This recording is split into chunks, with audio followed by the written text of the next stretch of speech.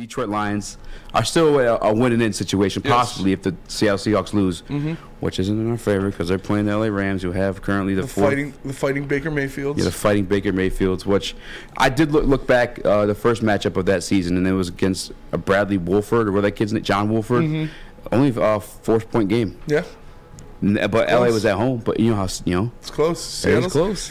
Seattle ain't what they used to be. They ain't what they used to be. They are dealing with a couple of injuries too. They just lost one of their linebackers, but in a situation where the Detroit Lions are winning in, odds still aren't in their favor because Aaron Rodgers is a bad man. And the Detroit Lions are 1-8 in their history on Sunday Night Football. Yeah, I was looking for that stat. Yeah. Is that in prime time? Yes, on Sunday Night Football. Sunday Night Football specifically. Who beat the Giants? Probably. I don't know. I feel like we always beat the Giants, and that was one that was always like prime time. I know it was on for Monday night one time, but Aaron Rodgers 3-0 in these winning in situations. Yes, and at least his last three for sure, and against all NFC North opponents. The first two in 2010, he did against the Chicago Bears, and that year he just happened to win the Super Bowl. Pretty sweet for him, I guess. 2013, once more against the Chicago Bears on a game-winning touchdown, did it, a winning in situation the last week of the season. And the last time was in 2016 against the Detroit Lions. In Detroit, winning in. Yep. Rodgers got it done. It feels like nothing's in our favor in this situation. No, there are a lot of things that are against the Lions. The odds are getting steeper and steeper the more you look at it. And it's tough, but this isn't the same old Lions anymore. This is a new team. This is a new coach. This is a new regime. We've seen them do a lot of things that we didn't think they were going to be able to do this year. We didn't think that they'd be able to turn it around from 1-6 and go on to fight for a playoff spot. We didn't think that they'd be able to get multiple wins on the road like that, and they went out there and did it. We didn't think that they'd be able to bounce back from the Carolina win, and they bounced back, or Carolina lost, and they did that in a huge way, making it the biggest blowout of the season.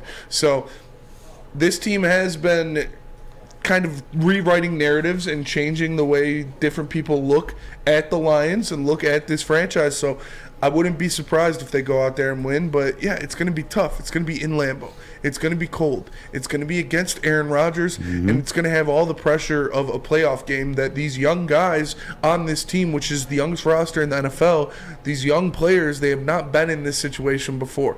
You could say the only players that have really been in situations like this before are pressure, that feeling, that atmosphere until they're there, until they're in it. And obviously, having a bunch of former player coaches who were on successful teams that went and did playoff runs and Super Bowl runs will help because they'll have them as prepared as possible. But it's different to be prepared and actually be in there and get after it. So I'm going to need to see these young guys step up and realize what's actually happening, realize what is actually on the line, how much of what resides in every snap in a game like this, what resides in not letting Aaron Rodgers be the one to go there and end your season, be the Packers, let them be the one to end the Lions season, because it happens over and over again for Lions fans. It is the same old story, unfortunately, where you go into Green Bay at the end of the year, you have some hopes, you have some things to play for, and you end up getting shut down, whether it be Aaron Rodgers or Matt Flynn. It's been happening to the Lions for a long time. So this could be a team that goes out there, changes the narrative, shows the Packers that they're not scared of them, but it is troublesome when you look at it. Like I said, on the road, prime time, in Lambeau, in January, it's going to be cold, and Aaron Rodgers is playing the best football of his year, these past couple games. Is the best he's played all year. And when you're going against a guy like that, the scheme could be perfect, the way you react could be perfect, but he could still make you pay. So it's tough. It's tough when you're going against a guy who is going to be a first ballot Hall of Famer. And it's a lot of people like to call us like Jared Goff haters, but like that's truly like the difference between Goff and a guy like that. Like with Goff, you're not, in my opinion, I'm not trying to like sound like a hater, and I may be like turning some people off right now, but that is the difference, right? Yeah. Like Aaron Rodgers, you feel like you're still somewhat in it because you've seen him make these big time plays, these big time throws, like just insane highlights. I mean, he truly.